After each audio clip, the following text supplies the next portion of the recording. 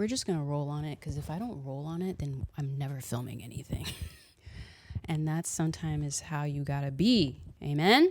Coming at you in a wrinkled shirt. Amen? Coming at you in S-Log 3, actually, because I've been having to film an S-Log for the AJC, for their stuff, for their deliverables. And now I'm thinking like, wait, am I an S-Log 3 girly? I might be an S-Log 3 girly. Peep the bend. Coming at you with the bend. Look at my bend, y'all. Look at that. Look at that. Coming at you in the slides. Coming at you in some Adidas slides that are slightly too big because I'm in between sizes. You know, I'm coming at you as I am.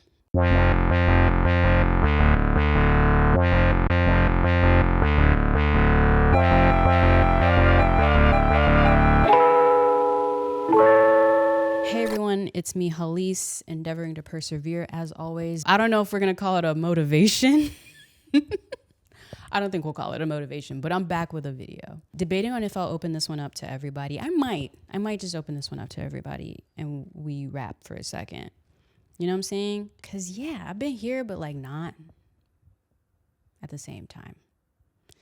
And that is partially by design, but partially also just life. You know what I'm saying? I've just been in a phase of life. Listen, 2025, y'all, this year can kick rocks. To say I've been through it, I made it through. And I'm not even through it technically yet, I would say. I mean, I'm like coming out of it, but yo, 2025 has been a very eye-opening year. Para me. It's been very eye-opening. And also for the rest of the world. It's crazy outside. Shout out to Steve, who's probably going to be editing this and making it coherent. Hopefully, if he's around and available. You a real one, Steve. Because I think I'm going to be all over the place in this video. And you a real one for working it out. But yeah, y'all, I can't even remember the last time I did a motivation video. And I'm not even going to bother looking it up wherever my phone is. I'm not even going to bother looking it up because it'll just make me more upset. And I can't change the past. So here we are. Let's start at the beginning. So in the beginning, you know, surgery happened, right? Recovery wasn't going well. It wasn't going well. I was making progress, but not enough progress. What is progress? And then eventually I realized like, oh, the PT I'm going to isn't on the up and up, like what I apparently need. And so then I had to like completely swivel and find new PT and pay a lot of money to a lot of different PTs. Cause then I was like, oh, so I need to produce this. I need to produce my rehabilitation of my knee. Got it. I need to go into producer mode. And so I ended up like in a day touring like 3 different PT facilities, signing up for or like and paying out of pocket for like 3 different places to like reevaluate me and figure out a plan for me and this and that and the third, all this stuff. And it finally ended up landing at 2 different places. So then for a while I was going to 2 PTs. One of them knew about the other one and one of them didn't. Like I was really like hoeing PT. Like I'm dead. I can crack jokes now because I'm doing better. But like, yo, so I was going to one PT 2 times a week and then the other PT that was basically my mistress once a week. And the mistress knew about the main chick, but the main chick didn't know about the mistress. It was a mess. I was having an affair with the PTs. Anyway, this is such a terrible analogy, but I'm gonna keep it up just because it works. So wife PT, she was great. She got me bending my leg to where I needed to bend it, which was awesome. Incredibly painful. I was at Benchmark. I can tell y'all. I was at Benchmark. Shout out to Benchmark. They're amazing. But she literally would have me, you know, do the strength exercises and all that stuff. And then the last like 5 to 10 minutes of the session was literally her physically like, I'm gonna put the mic down to show you, but like physically like my leg was out here and she was like sitting on my foot. She was sitting on my foot and then like pushing and like scooting my foot up an inch and then pushing and y'all, when at the end of each session, when it was time for her to straighten my leg back, woo, Jesus wept. Okay. So I was going through that. I think I switched PTs back in March. And so for then the month in March, April, that was what it was like painful, like pain. Because 2 times a week, I knew she finna get my leg where it needed to be. And so then once she kind of got me to where I needed to be, where I could do the rest of it on my own, that was when I officially just went to, I left the wife and just stuck with the mistress. It's such a terrible analogy, but it makes sense. And I like completely switched to the mistress full time. And basically she became my second wife, divorced the first wife, got a second wife. And here's the thing, left the wife one because it was too small. The place was like too small in general. So when they were busy, like when they were booked, you could barely do the workout. There just wasn't a lot of space. But again, they're amazing because they literally physically manipulated my leg to get it to bend to where it needed to be. So amazing. Every time they sent a review request, I was like, y'all are amazing. I just needed more space. So, but now I go to this other place in the West End, Best End, and they're awesome. Because I can tell, one, there's more space. They have a lot more equipment as well. And then also there's just more of a, for lack of a better word, an athletic focus, if you will. Because I am like an amateur athlete, you know what I mean? Like I am. Like I got injured playing a sport, you know, like the whole goal of doing this surgery was to run again, which I can now do. Not well, but I can do it technically. So yeah, that's how all that has been going. I put out one vlog post-surgery. I think it was like the first 6 weeks of recovery, but I still have other footage around that time that I need to put out. And it's a lot of me coaching myself, man, in it. You know, it's a lot of me talking to the camera, but really just talking to myself and trying to coach myself through recovery, bro.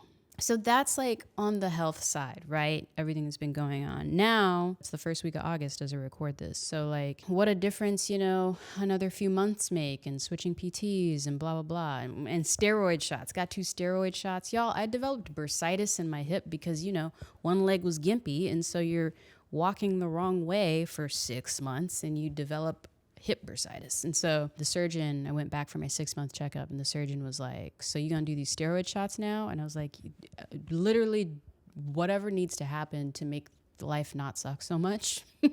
Yes.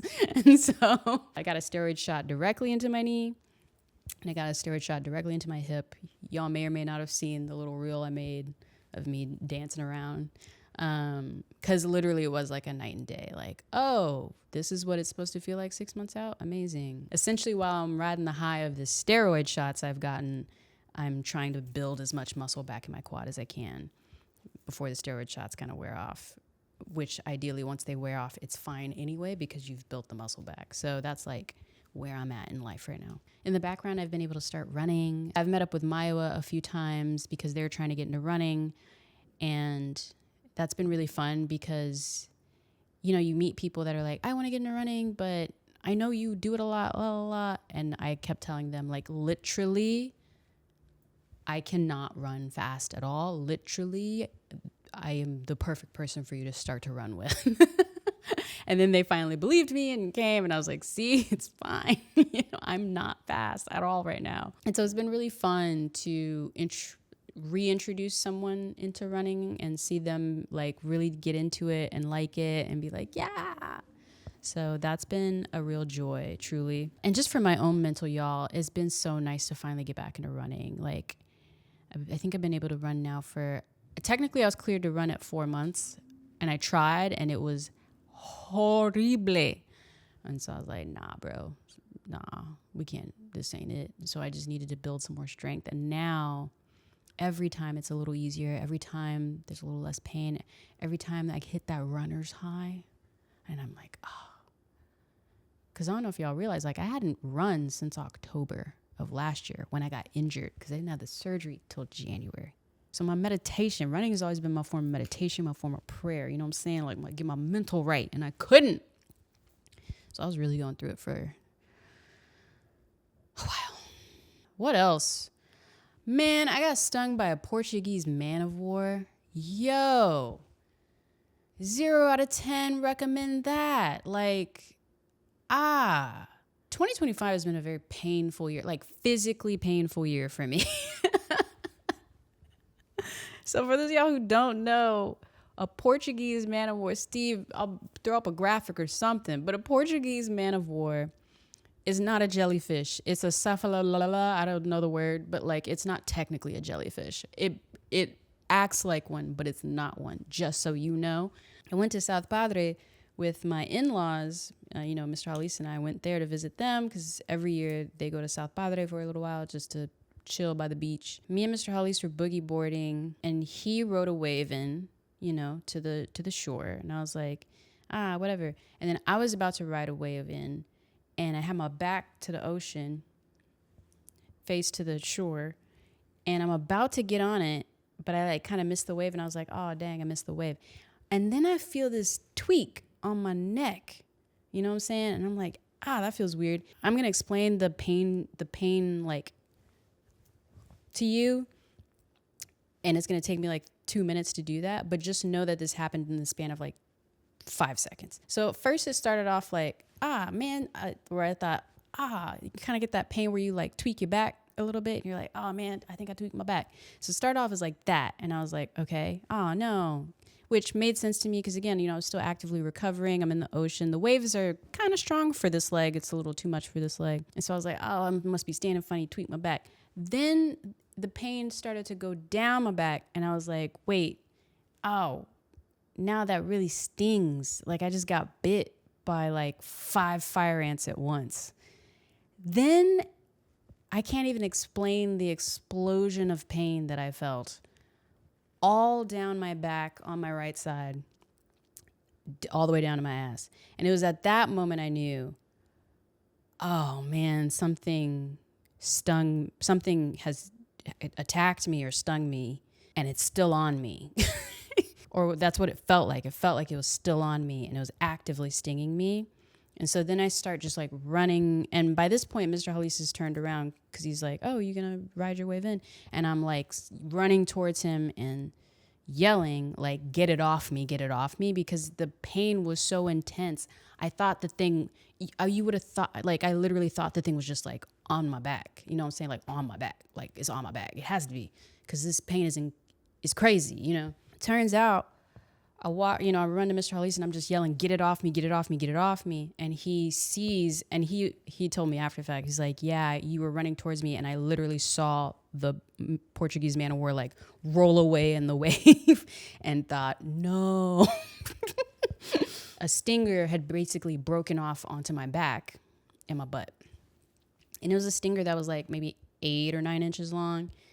And he was like, just run to shore because I can't touch it. Because that's the thing about Portuguese man of war and most jellyfish in general. If you get stung and the stinger is still on you, even though it's detached from the thing, it's still stinging you actively until you can get it off. And so if someone else tries to touch it to get it off, they'll get stung too. So yeah, run to shore. Thankfully, Mr. Hollis's sister, my sister-in-law, had brought some vinegar to the beach because my nephew is he's 4. Yeah, he's going to be 5 this year. Wow, what is time? Wow, Ram's going to be 5. Anyway, nephew was here, and so she, is padre, jellyfish being padre. So, she had brought some vinegar just in case something happened with him. Ended up being me. And so my mother-in-law sees what's happening, it's on, and she starts just cracking open the vinegar and just and what vinegar does is it deactivates the stinger so you can get it off because there's all these little micro needles in the stinger too. That's what's keeping it on your skin. So Mr. Hollis runs to shore. By that time the vinegar's already on me, and he's trying to he scrapes it off of me. Y'all, that pain was crazy. And I had major surgery, but that pain was insane, bro. I can't stress enough how if you ever see a Portuguese man of war in the water, give it a wide berth. Like, I'm telling you, give it the widest berth. And it's like, you can't even be mad at it. Like, it's not its fault. The way it moves in the water is by the air, like a sail. It has a little sail and it floats. So it's like, it can't avoid you. You have to avoid it, you know? I think for me that I was physically in a lot of pain, but then I was also emotionally just like, not the ocean betraying me, you know what I'm saying? Because I really do be having a love affair with the ocean. And so the fact that the ocean was like, you ain't it today, I was like, ow. Like, it really hurt my spirit, like ancestrally, you know what I'm saying? And I'm chuckling, but it's true. Like, I really felt like, what? Ocean, you and I are supposed to be a team. We're supposed to be on the same side. So at that point, once the Portuguese man of war stung me, I was like talking to friends. I was like, yo, I think I got some bad juju or something this year. Like, do I need to do a seance? You know, I rub an egg on me and crack it, make sure it ain't got something. I don't know. That's why I've been gone. There's other things that I'm just not going to share. But like, that's but a taste of what's been happening with me when I'm not on the internet. That being said, professionally, it's, you know, life's been all right. You know, so at the top of the year, I was really scared about money because of the surgery. And so I just started applying to jobs like crazy. And now I'm a contractor with AJC. Labor seems to find me always. And it's not bad, actually. It's actually going pretty well. It's just for me an adjustment, you know, of learning to be on Slack, you know, and answer to people, frankly. So that's an adjustment. But other than that, it's not bad. And that's another reason why I've been kind of gone, because, you know, frankly, I'm being paid to be creative for something else. And so I'm taking that mental energy and putting it over there. And I haven't really had the capacity to put it here like I usually do.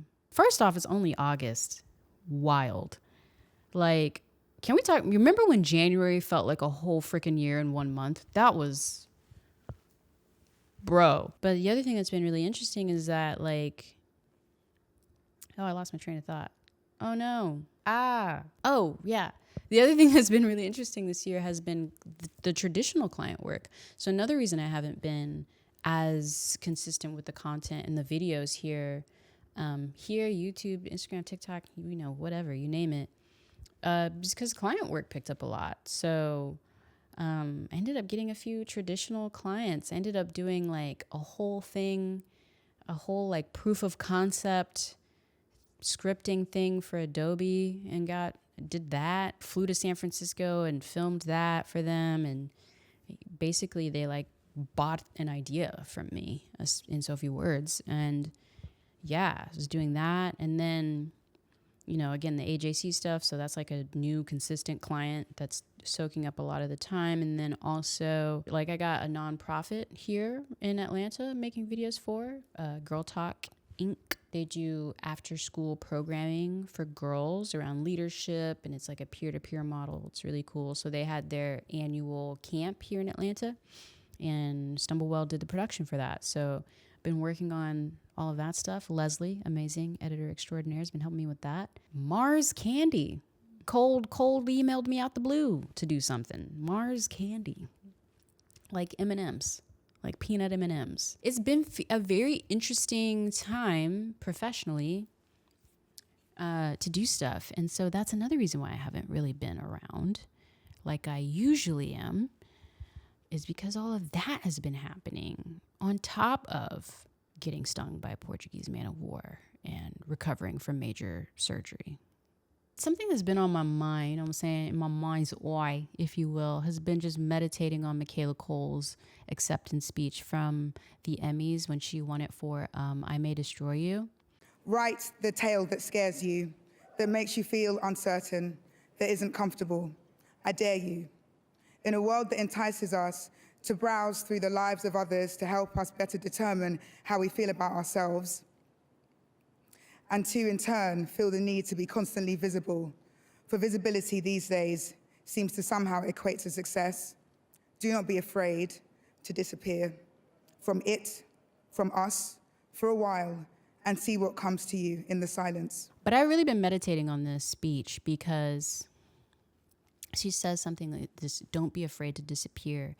And this really popped back into my mind maybe about a month ago or so, because I had noticed, I was like, oh man, I'm not really posting like I used to. Or even when I do, it's not really getting the engagement I'm used to, which is partially because I've been gone, blah, blah, blah. You know, it's a kind of a vicious cycle, this kind of stuff. I've also been doing a business accelerator this year because I've been trying to just make sure I'm on the up and up on like, how does one run a business really? How does one do that? Am I doing that in the ways of the business owner runners that do it well? Am I? I don't think I am, you know? And it's been really, really interesting to like meet with other business owners once a month and just realize how not normal I am. Because here's the thing, even among other business owners and entrepreneurs, like there is a certain kind of person I think that starts something on their own and pushes through that fray, if you will. But then to even be amongst them and be like, you know, has been very interesting, and has just really had me very reflective on like, wow, so if I were normal in that way, how much further would I be by this point? Oh no, is it me? Am I the drama? You know? So I've just really been meditating on Michaela Coel's speech of like, don't be afraid to disappear from time to time. Because that is something I am still afraid of. Even though trying to fight it is usually pretty pointless, I have found in the few times I have tried to fight it. Taking breaks, disengaging, or learning other ways to engage with what fuels you in community, especially what fuels you, has been something I've been really meditating on, because even though I haven't really been here like that, I've been outside having a lot more one-on-one time with people, just being more IRL about stuff. Because it's weird being on the internet right now, you know? It's weird out here. Like the platforms are kind of weird now. Again, I remember this feeling a few years back, and it's like, ooh, this is a very cyclical thing where it's like, it's kind of weird to be on here again, you know? And so, yeah, that's also the thing where I've kind of felt that ickiness of it and just been like, I'm going to be on here and watch some funny videos, and then I'm going to not be on here, you know? All that to say, sorry, it's a friend. All that to say, is that Gloria? That is Gloria. Hey, Gloria. What's going on, girl? Picture of Isaac. All right. All that to say, it's my friend sending me pictures of her son. All that to say, I'm here. I'm around. How are y'all? You know what I'm saying? What's going on with y'all? Me talking your head off. What are you doing? Let me know. You know what? And I'm not even going to pretend to say what kind of stuff is coming on down the pipeline, because I don't even want to put that energy on you. That's a lie. I'm going to tell you what's coming down the pipeline, because I do actually know. So what's coming down the pipeline is I turned 35, August 23rd. I kick up the Virgo season. I'm a Lurgo. I'm an August Virgo. I'm a Lurgo. Leo Virgo cusp. You know what I'm saying? Because it's like, is it finite? You know, I'm sure y'all watch videos and realize there are many aspects of me that give Leo. I'm always finding my light. But I am technically a Virgo. So I am doing a video responding to my 30-year-old self. I did a video when I was 30 talking to myself now at 35. And so it's now time for me to watch that video and answer her questions. She had questions for 35-year-old me, the present me. I'm going to watch past me, talk about, and tell her what's gone down. That video is coming. And then also, likewise, I want to keep this going. So I will also make a video asking my 40-year-old self some questions, which that's crazy to think about. Like, yo, in 5 years, I'll be 40. Because that's how time works. So those are videos that are coming down the pipeline for sure. And then, so even though I've been recovering, I've also been still doing some traveling. So I went to Tulum, Mexico, got some great footage there that I need to incorporate into a video. Again, I was in San Francisco, like back to back for some Adobe stuff. And of course, filmed myself there. About to head over to Chip Chip Cheerio London Town later this week, actually. So you're going to start seeing some London stuff in the stories and the TikToks, the YouTube shorts, and also long form. I'll obviously vlog as well. It's like I'm around, you know what I'm saying? Like I'm out here, I'm outside. And then you'll see some of the AJC stuff that I've been working on in the background. You'll start to see that stuff come out. You know what I'm saying? I'm here. For better or worse, I'm here. I already asked how y'all are doing, but I reiterate. And like, I was like, how are y'all? Like, for real. Like, answer it, please. You know what I'm saying? What do y'all got going on? What are you doing? Are you in a time of rest? Here's a question as well. A Trova Trip reached out to me asking if I was going to do another group trip. And I was like, I don't know. What do y'all think? Trova? And of course, since they're a company that's trying to make profits, they were like, do another group trip. I was like, right, of course. Y'all aren't the people to ask, actually. So I'm meditating on if I'm going to do another group trip because Costa Rica was really fun. I did really enjoy it. You'll remember I canceled Greece because of the surgery. So now that I've truly turned a corner with this leg, and traveling is significantly easier now. Where are we finna go? Are we trying to group travel next year? I don't know. So if you got thoughts on that, let me know. I'm still here and I'm doing the best I can. I'm doing the best I can. And I am excited to hear from y'all. Please let me know how you're doing. I really do want to know because some of y'all have been on this. Actually, whether I end up making this public or not, some of y'all have been riding with me for a long time. Like, I recognize the screen names, okay? So me asking how you're doing, I mean it. Especially if you are a commenter that I respond to a lot. I mean it. I want to know how you're doing. Be honest. I make these videos for y'all to check in with you and see how you're doing. You know what I'm saying? Thoughts, meditations, affirmations, motivations, concerns are always welcome in the comments. Again, I'm Halise, endeavoring to persevere as always. And on this channel, I document my chaotic good life. Okay, bye. Bye.